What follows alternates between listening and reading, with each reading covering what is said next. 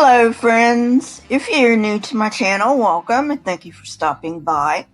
If you are a fan or a subscriber, welcome back and thank you for the patronage. Today is going to be on the social construction of the Satanic Panic 2. If you have not seen the first part, there will be an eye in the upper left hand corner of the screen. Click it and it will take you to it. The False Memory Syndrome Foundation conducted a survey of criminal cases involving SRA allegations by adults based on supposed quote-unquote recovered memories.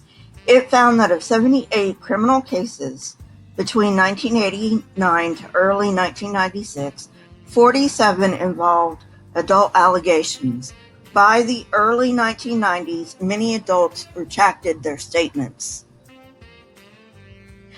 The oldest known SRA accusation was made in the book Michelle Remembers, published in 1980. From that time, there was a sharp increase in SRA accusations, followed by an equally rapid decline during the early 1990s. This volatility is typical of moral panics. Concern and hostility resulted from these accusations, as seen in the accounts of mass media, professional training seminars, and in continuing education programs in colleges. A large segment of American society, 70%, believed that at least some people had been ritually abused. Evidence also supports the claim that the response was disproportionate to the threat. Thus far, no law enforcement agency or research has turned up any evidence to support these claims. No written or electronic communications, no bank account records, no meetings in progress, and no bodies of those who were supposedly killed. Significantly, the lack of evidence is not just in the US. Neither the UK nor the Netherlands has any evidence either. Good and Ben Yehuda came up with 3 models that are useful in analyzing causes of panics. Each model discusses a different cause and can be used to comprehend different types of moral panics. We will go through these one at a time. The grassroots model proposes that a moral panic springs up suddenly and extensively within a society's population. The anxiety about and animosity toward perceived deviance is a reaction to unrelenting, diffuse society stresses. Apprehensions caused by this stress cannot gain direct expression, so they are displaced onto those who are seen as the cause of such concern. They are essentially scapegoats. Cultural symbols that reflect the true social stresses are used to identify such deviance. Mass media and authorities simply mirror public opinion about the perceived threat. The key is that they cannot make up concern where none exists.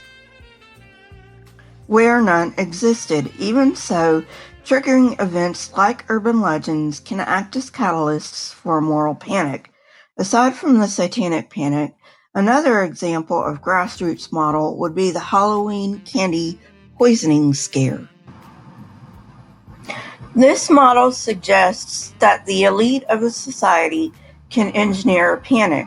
They use social institutions to start and sustain moral outrage about a perceived threat. According to this model, the intent is to divert attention away from the real problems. That is, the threats are invented or exaggerated to serve the interest of the elites. Urban legends also play a role in this model. Examples of elite-engineered panics include the Catholic Church organizing panics against Cathars and the Knights Templar, as well as Stalinist purges in the Soviet Union. This model explains moral panics as the unintended product of moral crusades by special interest groups. They try to present their concerns through the mass media in order to influence public opinion. They generally believe that their efforts will benefit society. At the same time, their efforts advance the group's wealth, prestige, and goals. A pre-existing urban legend embodies a moral threat with which the group is concerned and is employed to influence public opinion. An example is the white slavery scare in the U.S. from 1907 to 1914 to wage war against prostitution. Well, friends, we've come to the end of another episode. There is going to be a part 3 in which I explain how pure imagination can start moral panics. If you like this kind of content, please hit the like button, press the subscribe button, and if you would like to be notified when I come out with new content, please hit the bell next to the subscribe button. My Twitter, Discord, email, and PayPal links are in the description, along with the source that I used for this particular episode. Please leave comments in the comment section. I love hearing from you. Please remember that I am not taking requests. I would like it to be something on religion, but it does not have to be. You can leave those in the comments as well. You can DM me on Twitter or you can email me. Question everything and never be afraid. Here are a couple of videos from my library. If you have not watched them, go ahead and watch them and tell me what you think. Until next time, friends, goodbye.